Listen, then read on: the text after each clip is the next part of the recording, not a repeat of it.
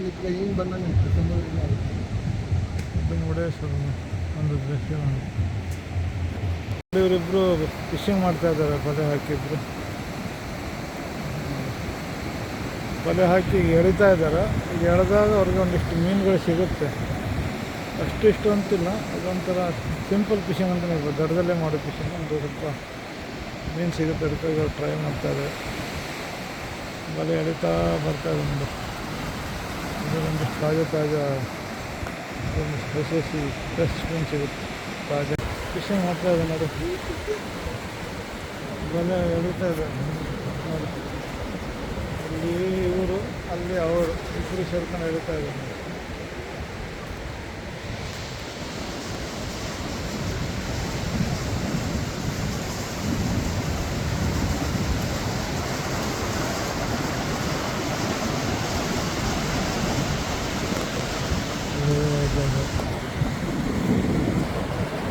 ಇದೊಂಥರ simple fishing, ದಡದಲ್ಲೇ ಸಮುದ್ರದ ದಡದ ಹತ್ತಿರನೇ ಮಾಡುವ ಒಂದು ಸಿಂಪಲ್ ಫಿಶಿಂಗ್. ದೋಣಿ ಏನು ಯೂಸ್ ಮಾಡೋದು. ಏನು ಸಿಗುತ್ತೆ.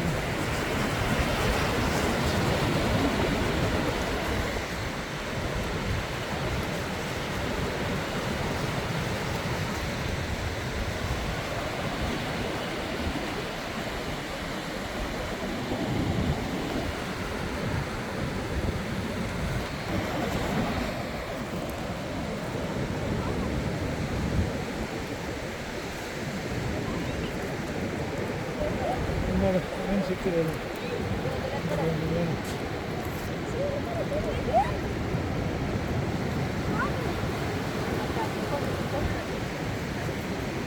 ಸ್ಟಿಂಗ್ ಅಂತ ಕೊರ್ಕೆ ಅಂತ ಕೊರ್ಕೆ.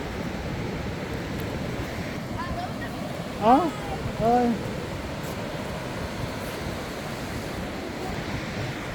ನೋಡಿ ಮೀನು ನೋಡಿ, ಮೀನು ನೋಡಿ.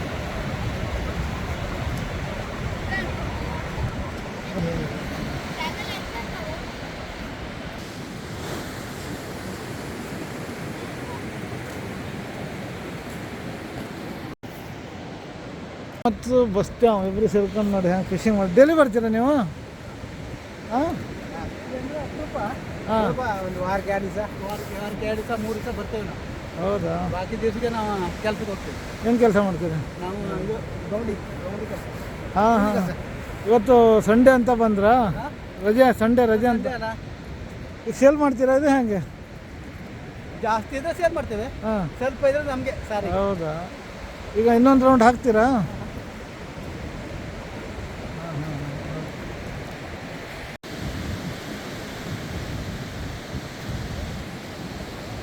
ಹೇಳ್ತಾರೆ ಮಳ್ಳಿ ಚಿಪ್ಪುಗಳನ್ನು ಇದೆಲ್ಲ ಸಂಗ್ರಹ ಮಾಡ್ತಾ ಇದ್ದಾರಲ್ಲ ಲೇಡೀಸ್.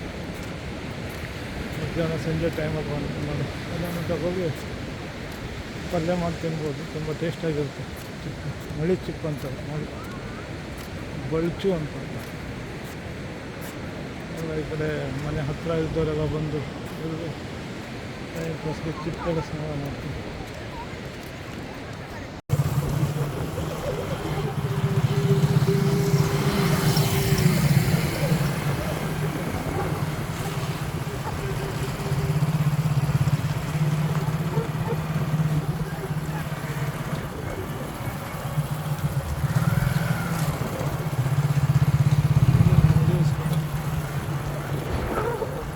ಸೀನ್ ಒಳ್ಳೆ ಸಿಕ್ತು. ಹಿಂಗೆ ಈ ರೋಡ್ನ ಬರೋಕ್ಕಾಗಿ, ಆ ರೋಡ್ನ ಬಂದರೆ ನಾನು ಈ ರೋಡ್ ಮಾತ್ರ.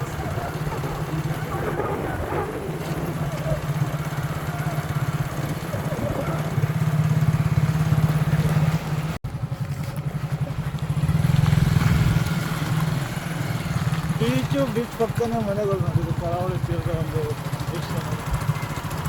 ಬೀಚ್ ಪಕ್ಕನೇ ಬೀಚ್ ಸೀ ವ್ಯೂ ಅಂತ. ಸಮುದ್ರ ಪಕ್ಕದಲ್ಲಿ ದೋಣಿಗಳ ರಾಶಿ. ರೆಸಿಡೆನ್ಸಿ ಇದೆ.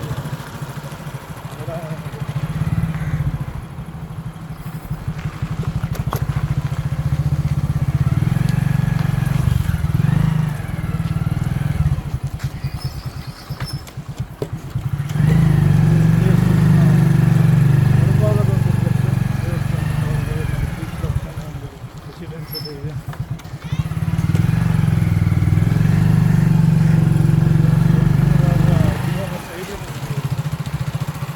ಇಲ್ಲಿ ಲೋಕಲ್ನಾಗ ಯಾರು ಸಮುದ್ರ ಮುಳುಗ್ತಾ ಇಲ್ಲ. ಅವ್ರಿಗೆ ಗೊತ್ತು ಸಮುದ್ರದಲ್ಲಿ ಹೇಗೆ ಈಜಾಡಬೇಕು, ಏನು ಮಾಡಬೇಕು, ಸಮುದ್ರದ ಏನೆಲ್ಲ ಯಾವ ಸಮಯದಲ್ಲಿ ನೀರುಗಿಳಿಬೇಕು, ನೀರುಗಿಳಿಬಾರ್ದು ಅಂತ ಲೋಕಲ್ನವರು ಸಹ ಗೊತ್ತು ನಡೆಯಲ್ಲ. ಯಾರು ಹೊರಗಿನಿಂದ ಬಂದವ್ರಿಗೆ ಸಮುದ್ರ ಬಗ್ಗೆ ಏನೂ ಮಾಹಿತಿ ಇರಲ್ಲ. ತುಂಬ ಜೋಸಲ್ಲಿ ಹೋಗ್ಬಿಡ್ತಾರೆ, ಅಡ್ಡಾಡ್ ಮಾಡ್ತಾರೆ. ಸಮುದ್ರದ ಪಕ್ಕದಲ್ಲಿರೋರು ಯಾರು ಈ ಥರ ನೀರಲ್ಲಿ ಮುಳುಗಿ ಸತ್ತ ವಿಧಾನಗಳು ಯಾರು ತುಂಬ ಮಾಹಿತಿ ಇರುತ್ತೆ. ಸಮುದ್ರ ಜೊತೆ ಹೆಂಗೆ ಇರಬೇಕು, ಸಮುದ್ರದಲ್ಲಿ ಕೇರ್ಫುಲ್ ಆಗಿರ್ಬೇಕು ಅನ್ನೋದು ಲೋಕಲ್ನವ್ರು ಯಾರು ಆ ಥರ ದುರಂತಕ್ಕೆ ಇರಲ್ಲ. ಅದರಿಂದ ಪ್ರವಾಸಕ್ಕೆ ಬಂದವ್ರಿಗೆ ಸಮಸ್ಯೆ ಇದೆ. ಮುರುಡೇಶ್ವರ ಅನ್ನೋ ಒಂದು ಊರಿನ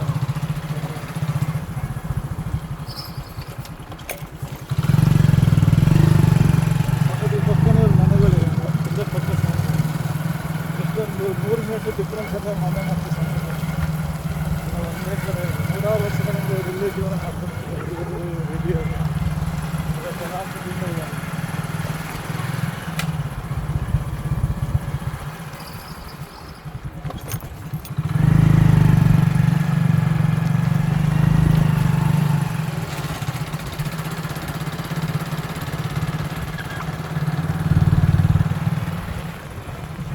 ಬಲೆ ಹಾಕ್ತಾರೆ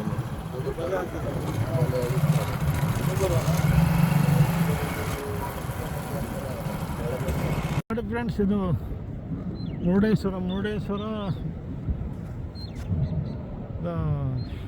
ಶಿವನ ಮೂರ್ತಿ ನೋಡಿ. 23 ಅಡಿ ಎತ್ತರದ ಅತಿ ದೊಡ್ಡ ಶಿವನ ಮೂರ್ತಿ ನೋಡಿ. ಇದು ಮುರುಡೇಶ್ವರ, ಇದು ಉತ್ತರ ಕನ್ನಡ ಜಿಲ್ಲೆಯಲ್ಲಿ ಬರುತ್ತೆ. ಭಟ್ಕಳ ತಾಲೂಕು, ಇದು ಕರಾವಳಿ ತೀರ ನೋಡಿ. ಮುರುಡೇಶ್ವರ ಬೀಚ್ ಇದು. ದೇವಸ್ಥಾನದ ಹಿಂಭಾಗದಲ್ಲಿ ಬರುತ್ತೆ ಬೀಚ್. ಒಂದು ವಿಶಾಲವಾದ ಬೀಚ್ ನಿಮ್ಗೆ ತೋರಿಸ್ತಾ ಇದ್ದೀನಿ ನೋಡಿ. ಇತ್ತೀಚೆಗೆ ಮುರುಡೇಶ್ವರ ಬೀಚ್ ತುಂಬ ದೊಡ್ಡ ಸದ್ದು ಮಾಡ್ತಾಯಿದೆ. ಪ್ರವಾಸಿಗೆ ಬಂದಿರೋದಲ್ಲ ದುರಂತಗಳು ಇಲ್ಲಿ ಸರಣಿಯಾಗಿ ನಡೀತಿವೆ. ಹಲವಾರು ವರ್ಷಗಳೇನು ಇಲ್ಲಿ ದುರಂತಗಳು ನಡೆದು 100 ಜನ ನೀರು ಪಾಲಾಗ್ಬಿಟ್ಟಿದ್ದಾರೆ, ಸಮುದ್ರ ಪಾಲು. ಯಾಕಂದರೆ ಹೊರಗಿಂದ ಬಂದವ್ರಿಗೆ ಇಲ್ಲಿ ಅದೇ ಜಡ್ಜ್ಮೆಂಟ್ ಇರಲ್ಲ. ನೀರಲ್ಲಿ ಆಟ ಆಡೋಕ್ಕೆ ಹೋದಾಗ ಸಮಸ್ಯೆಗಳು ಸೃಷ್ಟಿ ಆಗ್ತವೆ. ಬೀಚಿನ ಮೊನ್ನೆ ಹೇಗಿದೆ. ಇದೊಂದು ಪ್ರಮುಖ ಪ್ರವಾಸಿ ತಾಣನೂ ಹೌದು. ಕರ್ನಾಟಕದ ಒಂದು ಪ್ರಮುಖ ಪ್ರವಾಸಿ ತಾಣ ಮುರುಡೇಶ್ವರ. ಇದು ಮುರುಡೇಶ್ವರ ಬೀಚ್ನ ದೃಶ್ಯ. ಹಾಂ, ಗುಳ್ಳೆ ಸಿಗ್ತದೆಯಾ ನೋಡಿಲ್ಲ. ಮೀನುಗಾರರು ಬಲೆ ಬಿಡ್ಲಿಕ್ಕೆ ಹೋಗ್ತಾ ಇದ್ದಾರೆ ನೀರಲ್ಲಿ. ಕೈ ಬಳೆ ನೋಡಿ, ದೋಣಿಯನ್ನು ಯೂಸ್ ಮಾಡ್ತಾರಲ್ಲ ಅವರಿಬ್ಬರು ನೀರಿಗೆ ಬಲೆ ಬಿಡ್ಲಿಕ್ಕೆ ಹೋಗ್ತಾ ಇದ್ದಾರೆ. ಇದು ಒಂದು ರೀತಿ ಸಿಂಪಲ್ ಮೀನುಗಾರಿಕೆ.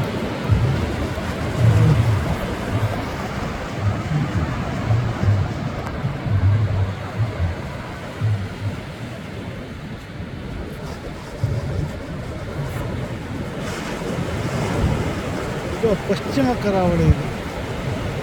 ಇದು ಪೂರ್ವ ಕರಾವಳಿ ಅಂದರೆ ನಿಮಗೆ ಚೆನ್ನೈ, ವಿಶಾಖಪಟ್ಟಣ, ಒಡಿಶಾ, ಪಶ್ಚಿಮ ಬಂಗಾಳ, ಪೂರ್ವ ಕರಾವಳಿ. ಇದು ಪಶ್ಚಿಮ ಕರಾವಳಿ, ದೇಶದ ಪಶ್ಚಿಮ ಕರಾವಳಿ. ಮೀನುಗಾರಿಕೆ ಬಲೆ ಬಿಡಲಿಕ್ಕೆ ಹೋಗ್ತಾ ಇದೆ.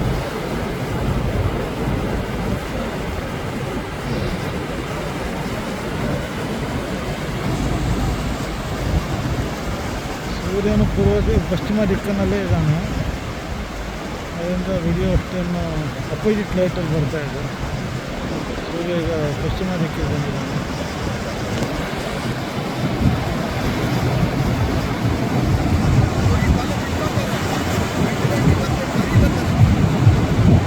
ಹೌದಾ, ಅಲ್ಲಿ ಬಲೆ ಬಿಟ್ಟು ಬರ್ತಾನೆ.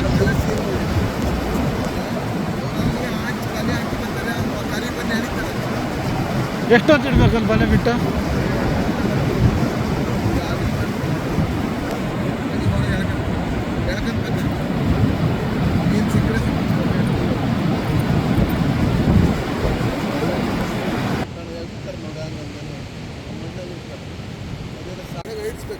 ಗಾಡಿ ತುಂಬ ಎಷ್ಟೊತ್ತಿಗೆ ಬಂದಿರಿ ನೀವು? ನಾವು ಈಗ ಅಷ್ಟೇ ಬಂದ್ರಿ ಸರ್. ಈಗ ಬಂದ್ರ್ಯಾ? ಅದೀಗ ಮತ್ತೆ ಎಷ್ಟೊತ್ತಿನವರೆಗೆ ಇರ್ತೀರಿ? ಎಷ್ಟೇ ಹೆಚ್ಚೊತ್ತು ಇರುವುದಿಲ್ಲ. ಈಗ ಒಂದು ಸಿಕ್ಕರೆ ಒಂದು 4 ತಗೊಂಡ್ರೆ ನೆಡ್ಬಿಟ್ಟು ಪದಾರ್ಥ ಮಾಡ್ತೀರಾ? ಹಾಂ, ಸುಕ್ಕ ಈಕೆ ಅಂತಾರೆ ಮಾಡಿ. ಈ ಟೈಮಲ್ಲಿ ಸಿಗುತ್ತೆ, ಇಳಿತ ಟೈಮಲ್ಲಿ ಅಲ್ಲ? ಹಾಂ, ಉಣ್ಬಿ ಟೈಮ್. ಹಾಂ ಹಾಂ. ಹುಣ್ಣಿಮೆಗೆ ಅಮಾಸೆಗೆ ಇದೆ ಸರ್. ಯಾವಾಗ ಒಮ್ಮೆ ಬರ್ತಾ ಇರ್ತೀರಿ ನೀವು? ಯಾವಾಗಲೂ ಬರುದಿಲ್ಲ, ಎಲ್ಲ ಹುಡುಗಿಗೆ ಇರುದಿಲ್ಲ. ಅಂತಂತ ಟೈಮ್ ಅಷ್ಟೇ. ನಮ್ಗೆ ನಾವು ಕೆಲಸ ಬಿಟ್ರೆ ಹೋಗೋಕ್ಕಾಗುದಿಲ್ಲ. ಹೌದು ಹೌದು ಹೌದು. ಅದೊಂದು ಚಿಂತೆ ಹಿಡ್ಕೊ ಬರ್ತೀರಿ.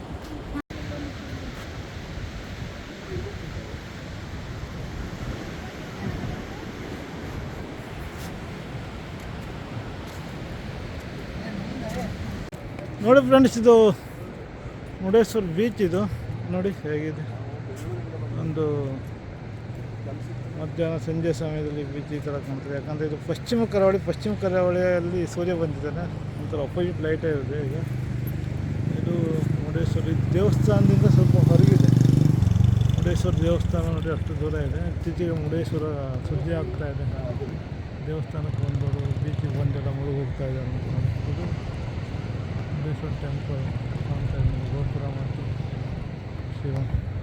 ಇದು ಹೊರಭಾಗದಲ್ಲಿ ಬೀಚ್ ಇದೆ, ಮುರುಡೇಶ್ವರ ಬೀಚ್. ಇದು ಒಂಥರ ವಿಶಾಲವಾದ ಬೀಚು. ಅದು ಸ್ವಲ್ಪ ಅಲೆಗಳು ತುಂಬ ಚಿಕ್ಕದಾಗಿ ಬರ್ತವೆ ಇಲ್ಲಿ ಮುರುಡೇಶ್ವರ ಬೀಚಲ್ಲಿ. ಹುಡುಗರು ಕೆಲವರು ಆಟ ಆಡ್ತಾ ಇದ್ದಾರೆ ಬೀಚಲ್ಲಿ. ಮುರುಡೇಶ್ವರದ ಮೇನ್ ಅಟ್ರಾಕ್ಷನ್ ಅಂದರೆ ಬೀಚು, ಸಮುದ್ರ ಮತ್ತು ಶಿವ ಟೆಂಪಲ್. ಅದಕ್ಕಾಗಿ ಬರ್ತಾರೆ ಮತ್ತು ತುಂಬ ಜ್ಯೂಸಲ್ಲಿ ಸಮುದ್ರ ಇಳಿತಾರೆ. ಸಮುದ್ರದ ಏನು ಅವರಿಗೆ ಮಾಹಿತಿ ಇರೋಲ್ಲ ಯಾವ ರೀತಿ ಸಮುದ್ರದಲ್ಲಿ ಈಜಬೇಕು, ಆಟ ಆಡಬೇಕು ಅಂತ. ಆಗ ಅಲೆಗಳಿಗೆ ಸಿಕ್ಕಾಕೊಂಡು ಸಮಸ್ಯೆ ಸೃಷ್ಟಿಯಾಗುತ್ತೆ.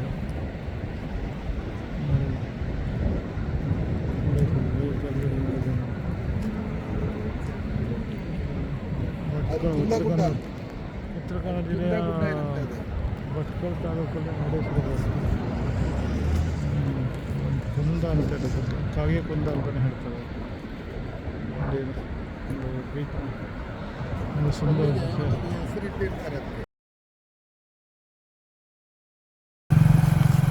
ನೋಡಿ ಫ್ರೆಂಡ್ಸ್, ಇದು ಮುರುಡೇಶ್ವರ ಬೀಚ್ ಹೇಗಿದೆ. ಒಂದು ವಿಶಾಲವಾದ ಬೀಚ್. ಮುರುಡೇಶ್ವರ ಟೆಂಪಲ್ ಹಾಗೆ ಮುರುಡೇಶ್ವರ ಟೆಂಪಲ್ ಮತ್ತು ರಾಜಗೋಪುರ ಕಾಣ್ತಾ ಇದೆ. ಇದು ಪಶ್ಚಿಮ ಕರಾವಳಿ ದಂಡೆ. ಇದು ಮುರುಡೇಶ್ವರ ಉತ್ತರ ಕನ್ನಡ ಜಿಲ್ಲೆ ಭಟ್ಕಳ ತಾಲೂಕಿನ ಪ್ರಖ್ಯಾತ ಪ್ರವಾಸಿ ತಾಣ. ಇದು 23 ಅಡಿ ಎತ್ತರದ ಶಿವ ಸ್ಟ್ಯಾಚ್ಯೂ ಇದೆ ಮುರುಡೇಶ್ವರದಲ್ಲಿ. ಶಿವ ಸ್ಟ್ಯಾಚ್ಯೂ ಇದೆ. ಮುರುಡೇಶ್ವರ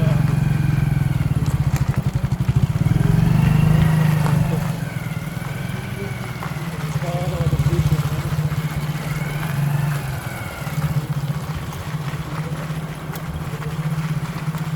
ಮುರುಡೇಶ್ವರ ಪ್ರವಾಸಕ್ಕೆ ಬಂದರೆ ಬೀಚ್ಗೆಲ್ಲ ಬರೋದು ಕಾಮನ್ ಆಗಿಬಿಟ್ಟಿದೆ. ಬೀಚಿಗೆ ಬಂದಾಗ ಈಜಿಗೆ ಹೋಗ್ತಾರೆ. ಈಜಿಗೆ ಹೋದಾಗ ಸಮಸ್ಯೆಗಳು ಸೃಷ್ಟಿ ಆಗುತ್ತೆ, ದುರಂತಗಳಾಗ್ತವೆ. ಅದಕ್ಕಾಗಿ ಪ್ರವಾಸೋದ್ಯಮ ಇಲಾಖೆಯಲ್ಲಿ ಸರ್ಕಾರ ಏನಾದರೂ ಒಂದು ವಿಶೇಷವಾದ ಸೇಫ್ಟಿ ಸೆಕ್ಯೂರಿಟಿ ಸುರಕ್ಷತೆಗೆ ಒಂದು ವಿಶೇಷವಾದ ಒಂದು ಕ್ರಮ ಕೈಗೊಳ್ಳಬೇಕಾಗಿದೆ ಮುರುಡೇಶ್ವರದಲ್ಲಿ.